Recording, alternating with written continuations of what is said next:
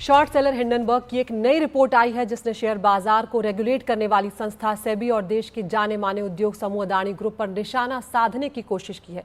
सेबी और अदानी ग्रुप दोनों ने ही हिंडनबर्ग की इस नई रिपोर्ट को खारिज कर दिया है। इसे दुर्भावनापूर्ण और ध्यान भटकाने की साजिश बताया है। हिंडनबर्ग की नई रिपोर्ट के बाद सेबी ने निवेशकों को ये सलाह दी है कि हिंडनबर्ग की नई रिपोर्ट के बाद निवेशक जो हैं वो शांत रहें। प्रतिक्रिया देने से पहले तथ्यों की जांच पड़ताल करने का सुझाव भी सेबी ने दिया है और ये भी कहा है कि निवेशकों को हिंडनबर्ग की रिपोर्ट के डिस्क्लेमर पर भी ध्यान देना चाहिए। डिस्क्लेमर में हिंडनबर्ग रिसर्च के पास रिपोर्ट में शामिल सिक्योरिटीज में शॉर्ट पोजीशन हो सकती है।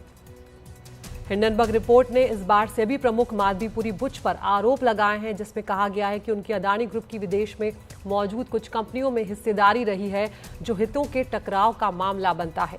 सेबी की चीफ माधवीपुरी बुच और उनकी पति जो हैं धवल बुच, उन्होंने इन आरोपों का जवाब दिया है। हिंडनबर्ग के आरोपों को बेबुनियाद बताते हुए उन्होंने कहा है कि उनका वित्तीय लेन देन एक खुली किताब की तरह है। बुच दंपति ने एक बयान में कहा कि ये दुर्भाग्यपूर्ण है कि हिंडनबर्ग रिसर्च सेबी के नोटिस का जवाब देने के बजाय चरित्र हनन की कोशिश कर रहा है।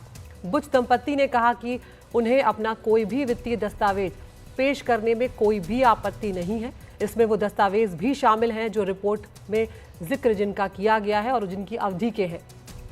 इस वक्त वो सेबी से नहीं जुड़े थे। उन्होंने कहा कि इसके अलावा पारदर्शिता के लिए हम उचित समय पर एक विस्तृत बयान जो है उसे जारी करेंगे। उधर अदानी ग्रुप ने भी एक बयान जारी कर कहा है कि पहले से तय नतीजों तक पहुंचने के लिए ये रिपोर्ट पहले से मौजूद सार्वजनिक जानकारी से चुनिंदा टुकड़े उठाकर बनाई गई है। साथ ही अदानी ग्रुप ने अपने बयान में ये भी कहा कि हम दोहराना चाहते हैं कि विदेशों में हमारा निवेश पूरी तरह पारदर्शी है और सारी जरूरी जानकारियां बराबर तमाम कागजात में सार्वजनिक की जाती हैं। इस शरारत भरी रिपोर्ट में जिन व्यक्तियों के नाम हैं उनके साथ अदानी ग्रुप का कोई कारोबारी रिश्ता नहीं है। ये रिपोर्ट हमारी छवि को नुकसान पहुंचाने की कोशिश है। ग्रुप पूरी पारदर्शिता का पालन करता है और जरूरी नियमों का पालन भी करता है। अदानी ग्रुप ने कहा है कि भारतीय शेयर बाजारों में नियमों का उल्लंघन करने वाले बदनाम शॉर्ट सेलर हिंडनबर्ग की रिपोर्ट ध्यान भटकाने की एक हताशा भरी कोशिश है। जाहिर है हिंडनबर्ग को भारतीय कानूनों की कोई कद्र नहीं है।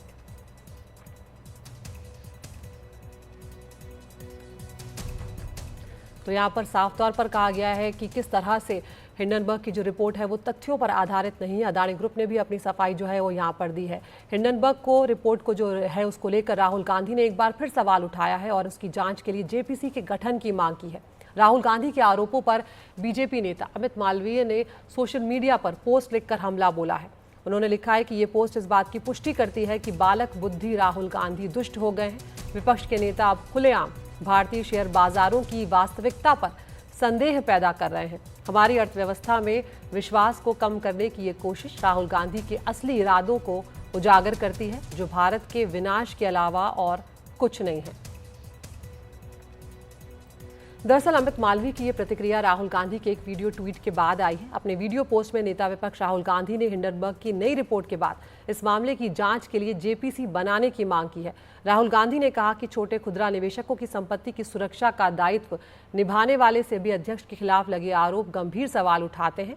साथ ही राहुल गांधी ने कहा कि अगर निवेशकों की गाढ़ी कमाई डूब जाती है तो इसके लिए कौन जिम्मेदार होगा।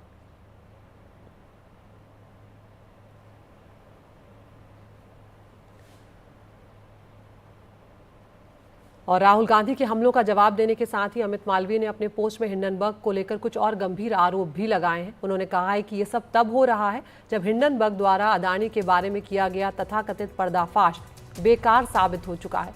सुप्रीम कोर्ट द्वारा नियुक्त विशेषज्ञ समिति ने निष्कर्ष निकाला है कि मूल्य हेरफेर के आरोपों के संबंध में कोई नियामक विफलता नहीं थी।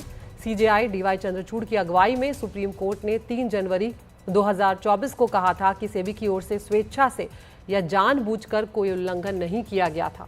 अब ये बात सार्वजनिक हो चुकी है कि अनला चैंग और उनके पति मार्क किंगडन ने हिंडनबर्ग को बाजारों में हेरफेर करने और लाखों का मुनाफा कमाने के लिए काम पर रखा था।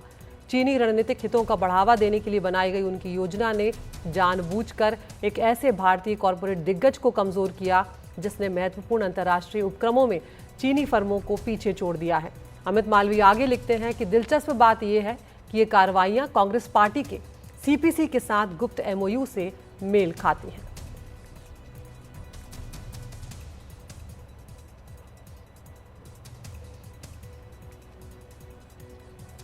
तो यहाँ पर हम देख रहे हैं कि अब आमने सामने भी होते हुए नजर आ रही हैं राजनीतिक पार्टियां जो है इस मुद्दे पर, जहां पर राहुल गांधी जो है उन्होंने जेपीसी की मांग की है और वहीं अमित मालवीय जो है उन्होंने साफ तौर पर कहा है कि ये मामला सुप्रीम कोर्ट में जनवरी में ही साफ हो चुका है। सुप्रीम कोर्ट की तरफ से 3 जनवरी 2024 को इस मामले में कह दिया गया है कि सेबी की ओर से स्वेच्छा या जानबूझकर कोई उल्लंघन नहीं किया गया है।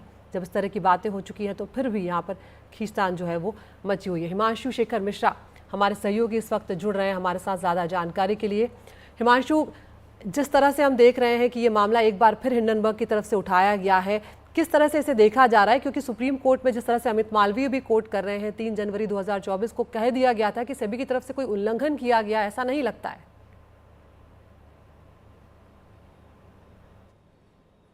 देखिए, निश्चित तौर पर और सेबी प्रमुख के साथ जो भी महत्वपूर्ण स्टेक होल्डर्स हैं वो भी खड़े हो गए। अभी एक बयान association of mutual funds in India की तरफ से जारी किया गया है, जिसमें ये कहा गया है कि हिंडनबर्ग भारतीय जो मार्केट इकोसिस्टम है उसमें एक ट्रस्ट डेफिसिट क्रिएट करने की कोशिश कर रहा है। यह आरोप लगातार हिंडनबर्ग पर लगता रहा है कि अपने रिपोर्ट्स के जरिए वो भारत की अर्थव्यवस्था को, भारत में स्टॉक मार्केट्स में जो मार्केट सेंटिमेंट है, जो निवेशक हैं उनका जो विश्वास है भारतीय अर्थव्यवस्था पर, उसको लगातार कमज़ोर करने की कोशिश कर रहा है। और ये जो ताज़ा जो उसकी तरफ से दावे और आरोप लगाए गए हैं, ये उसी साजिश के तहत किया जा रहा है। और इसका जिक्र association of mutual funds in India ने भी किया, जो सबसे बड़ी बॉडी है म्यूचुअल फंड्स की इंडिया में। और इसमें यह कहा गया है कि सेबी चेयरपर्सन का जो कंट्रीब्यूशन है भारतीय कैपिटल मार्केट को मजबूत करने में, उसे कमज़ोर करने की कोशिश हिंडनबर्ग ने की है। सभी स्टेक होल्डर्स को कॉन्फिडेंट रहना होगा, यानी अगर आप चाहते हैं साजिश नाकाम हो तो जो भी स्टेक होल्डर्स हैं मार्केट सिस्टम में, स्टॉक मार्केट्स में, उनको विश्वास जो है भारतीय अर्थव्यवस्था में बनाए रहना होगा। और इस स्पष्टीकरण में यह भी कहा गया है association of mutual funds in India की तरफ से कि सेबी चेयरपर्सन की अध्यक्षता में जो भी फैसले लिए गए हैं उससे भारत में जो मार्केट स्ट्रक्चर है वो मजबूत हुआ है और उनकी देखरेख में ऐसा मार्केट तैयार हुआ है जिस पर न सिर्फ स्थानीय भारतीय जो निवेशक हैं बल्कि जो विदेशी निवेशक हैं उनका भी विश्वास मजबूत हुआ है। तो अभी तक जो भी प्रतिक्रिया आई है अदिति, उससे बहुत स्पष्ट है, चाहे वो सेबी की तरफ से जो स्पष्टीकरण जारी किया गया हो, सेबी की चेयरपर्सन और उनके पति ने जो स्पष्टीकरण जारी किया है, और अब जो महत्वपूर्ण स्टेक होल्डर्स हैं जैसे कि association of mutual funds in India, इससे बहुत साफ हो जाता है कि हिंडनबर्ग ने जो आरोप लगाए हैं वो तथ्यहीन हैं और इसके पीछे कोई भी तथ्य नहीं है। दूसरी महत्वपूर्ण बात यह भी है अदिति कि अगर आप स्पष्टीकरण को देखें जो सेबी चेयरपर्सन और उनके पति धवल बुच की तरफ से जारी किया गया है, वो बहुत स्पष्ट है। उसमें उन्होंने माना है कि हिंडनबर्ग की रिपोर्ट में जिस फंड का जिक्र किया गया है उस फंड में हमने निवेश जरूर किया था 2015 में, लेकिन उस वक्त हम सिंगापुर में रहते थे, हम निजी सिटीजन्स थे, प्राइवेट सिटीजन्स थे, दोनों मार्केट प्रोफेशनल थे, और उन्होंने अपनी सैलरी और सेविंग्स से जो भी फंड्स उन्होंने जमा किए थे उसको ही निवेश किया था। उन्होंने ये कहा है कि एक चीफ इन्वेस्टमेंट ऑफिसर थे उस फंड के जो उनके करीबी दोस्त थे, उनकी सलाह पर ये निवेश 2015 में उन्होंने किया। लेकिन 3 साल बाद 2018 में जब उनके दोस्त ने उस फंड को छोड़ा तो उन्होंने भी अपने जो इन्वेस्टमेंट्स थे उनको रिडीम कर लिया, यानी उस फंड से वो अपने आप को उन्होंने अलग कर लिया। उन्होंने ये भी कहा है कि उस फंड ने कभी भी उस पीरियड में जब उन्होंने निवेश किया था किसी भी अदानी ग्रुप की कंपनी, बॉन्ड्स, डेरिवेटिव्स, उसमें कभी भी कोई निवेश नहीं किया। तीसरी महत्वपूर्ण बात उन्होंने ये भी कही है कि जब सेबी ज्वाइन किया था माधवी बुच ने, उस दौरान उन्होंने पारदर्शी तरीके से सेबी के जो भी नॉर्म्स हैं और उसका पालन करते हुए अपने जो भी निवेश थे उसको सार्वजनिक किया था, डिस्क्लोज किया था। और आज जब ये सवाल चरित्र हनन की कोशिश हो रही है ऐसे समय पर, जब माधवी बुच खुद इस मामले की जांच को लीड कर रही हैं और उन्होंने एक शोकॉज नोटिस भी 27 जून को जारी किया था जिसका कोई जवाब 1.5 महीने में हिंडनबर्ग की तरफ से नहीं आया है। और ऐसे में ये सवाल उठ रहा है अदिति, जो मुझे लगता है बहुत महत्वपूर्ण है, कि क्या ये जो पूरी कवायद है इससे फ़ायदा हिंडनबर्ग को क्या होगा। देखिए, जो मार्केट एक्सपर्ट हैं, अर्थशास्त्री हैं, वो ये कह रहे हैं कि इस तरह की स्थिति में जब मार्केट में सेंटिमेंट पर अक्सर इसका असर पिछली बार पड़ा था, तो कुछ संस्थाएं थीं जिन्होंने शॉर्ट सेलिंग करके बहुत मुनाफा कमाया था। तो इसके बिल्कुल। पीछे न सिर्फ एक अंतर्राष्ट्रीय साजिश हो सकती है भारतीय अर्थव्यवस्था को कमज़ोर करने की, बल्कि कुछ संस्थाएं हैं विदेशी हिंडनबर्ग से जुड़ी जो मुनाफा कमाने की फिराक में है एक बार फिर। अदिति, बहुत बहुत शुक्रिया हिमांशु इस तमाम जानकारी के लिए। और हम देख रहे हैं कि सेबी जो है उनकी तरफ से भी लगातार कहा जा रहा है कि ये हमारी चरित्र हनन की जो कोशिश है उसे ये किया जा रहा है।